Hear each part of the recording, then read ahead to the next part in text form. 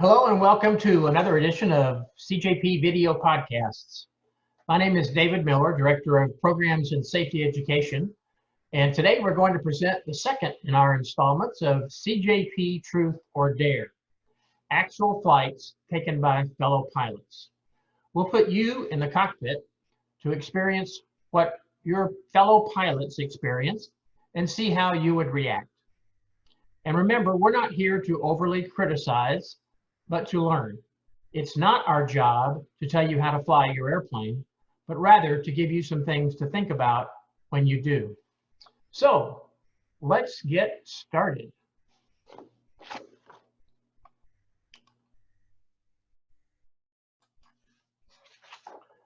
How many of you fly to the Rocky Mountains in the winter? We know that can present all sorts of challenges. Today, our pilot is a Mustang driver. By the way, no disrespect to Mustang drivers. I've owned two of them, and they are great airplanes. The trip today is from Addison to Aspen. It's January. The weather is going to be a factor for this trip. As a matter of fact, the departure weather at Addison, 1 mile in fog with 300 overcast. It's definitely foggy at the departure airport. Landing minimums for runway 15 at Addison are 250 feet decision height and 1 mile visibility.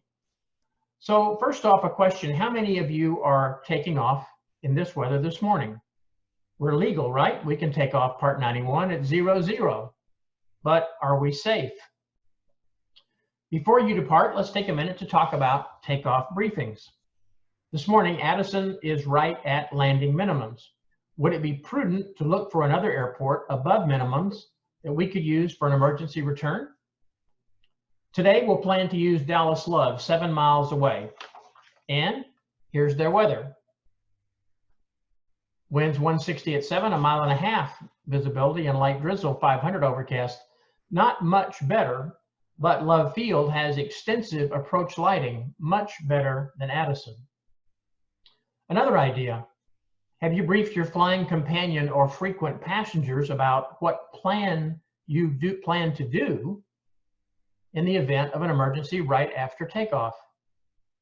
A failed generator right after liftoff is not the time for you to be explaining your plan to everyone in the airplane.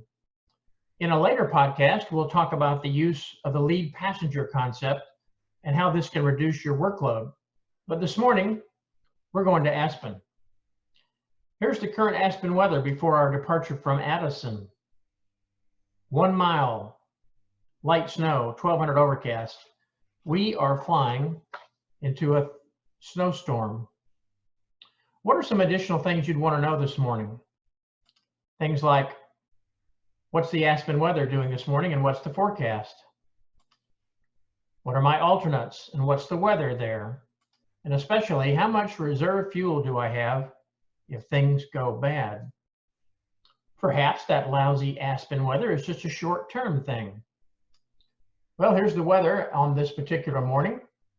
And all during the morning, we've got low visibilities and snow. So I guess we can rule out the idea that it's going to just turn magically wonderful. How about the Aspen forecast? We're going to expect to land, our pilot expects to land about 1800 Z. So between 1600 and 1800, the visibility is going to drop from 3 miles to 1.5 miles in light snow showers. Do we need an alternate?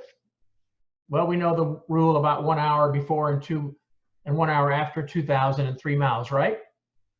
But we'd be foolish not to file an alternate today. How about we delay our departure for better Aspen weather? Well, I can tell you that the Aspen forecast for 2300 Zulu today is visibility is greater than 6 miles with showers in vicinity and 3000 overcast. Tomorrow, the forecast is 4000 scattered and 5000 broken.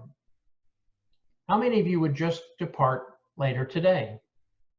What about tomorrow? Here's a picture of the general area. Our pilot is going to use Rifle as an alternate. In the approach for Aspen, the lowest minimums are found on the Aspen Localizer DME Echo. with minimums of about 2,403. So what are the runway conditions, we might ask this morning? Well, they're reporting 555 braking action with 1/8 of an inch of wet snow. Well, let's assume he can get stopped on the runway. Can he taxi in safely?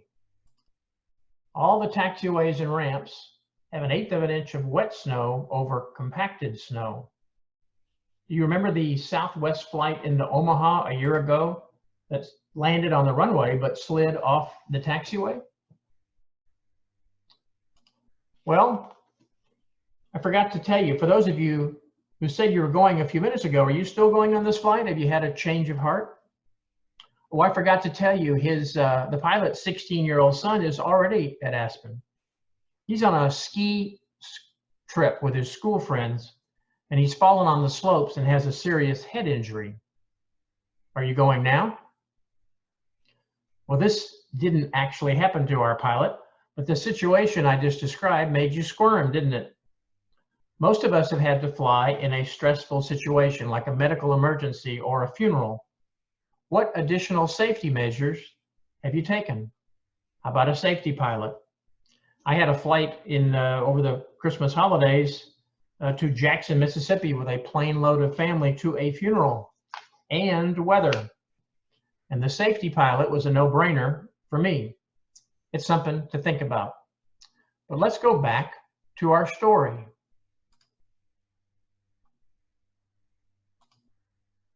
Here we go.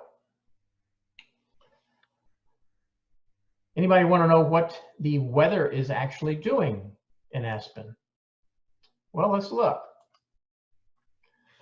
Rifle, his alternate, is 3/4 of a mile in light snow.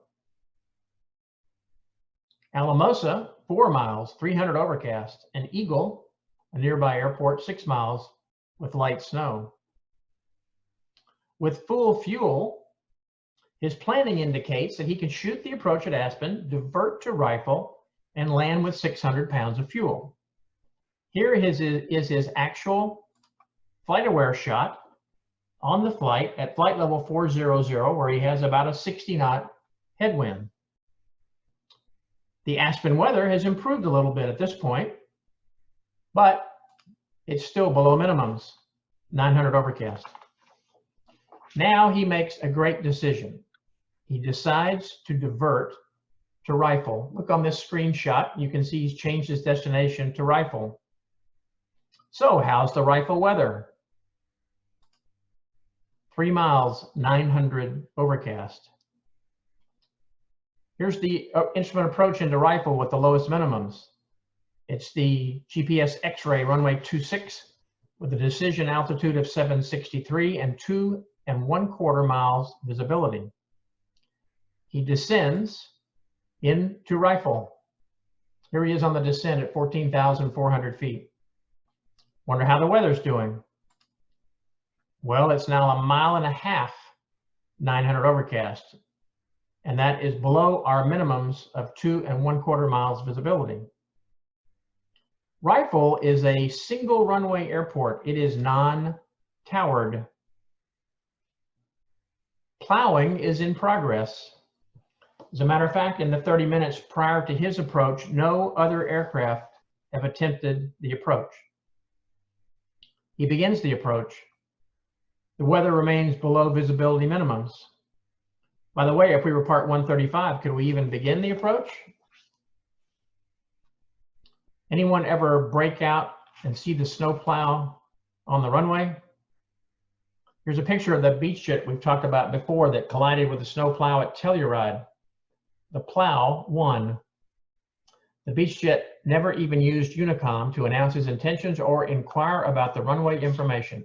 And that was a professional crew. But on this day, there is no snowplow on the runway. He lands and taxis in. At the time of his landing, 2 nearby airports, Gunnison and Eagle, are both below landing minimums. He got in today, and it's quite possible that no FARs were broken. But was it a safe flight? What could he have done differently? Wait out the snowstorm?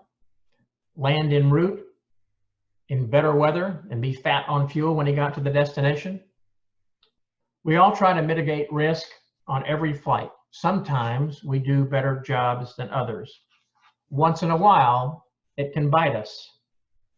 Try not to get bit. Until next time, fly safe.